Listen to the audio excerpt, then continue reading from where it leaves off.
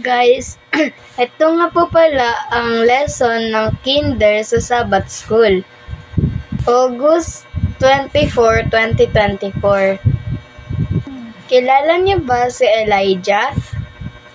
Si Elijah ay isang propeta. Isang araw, masayang gumising si Elijah dahil may pangako ang Panginoon sa kanya na dadalhin siya sa langit. Si Elijah at ang kaniyang espesyal na katulong na si Elisha ay pumunta sa Bethel para bisitahin ang paaralan ng mga propeta. Sabi ni Elijah ay manatili muna doon si Elisha. Ngunit hindi ito pumayag dahil alam niya na ito na ang huling araw ni Elijah sa lupa. Hindi kita iiwan, sabi ni Elisha. Sasamahan kita. Kaya sila ay nagpatuloy sa kanilang paglalakbay. Inuutos sa kanila na tumawid sila sa ilog Jordan. Malalim ang ilog at walang tulay.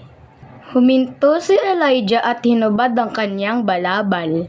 Inikot-ikot niya ito at hinampas ang tubig.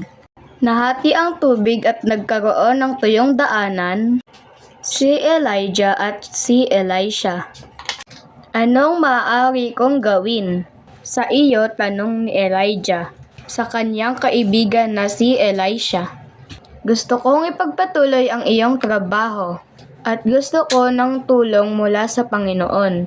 Ang sabi ni Elisha, kung makikita mo ako kapag kinuha ako, makukuha mo ang hinihiling mo, sagot ni Elijah. Biglang lumitaw ang isang karwahe ng apoy na hinihila ng kabayong apoy. Pagkatapos ay tinaas si Elijah ng karwahe at mabilis na pinunta sa langit ng malakas na hangin na tinatawag na ipo-ipo. Nabitawan ni Elijah ang kanyang balabal habang siya ay tinataas.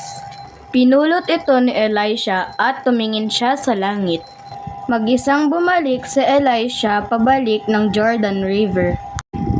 Huminto siya at inikot niya ang balabal ni Elijah kagaya ng ginawa niya. At inihampas niya ito sa tubig. Nahati ang tubig ng ilog. Si Elisha ay tumawid sa ilog Jordan sa tuyong lupa. Ngayon ay natitiyak niya na ipagpapatuloy niya ang gawain ni Elijah. Alam ni Elisha na binigyan siya ng Diyos ng kapangyarihan. Maglilingkod siya sa Diyos gaya ng ginawa ni Elijah. Nagustuhan niyo ba ang ating story sa araw na ito? Ayun lang. Bye-bye!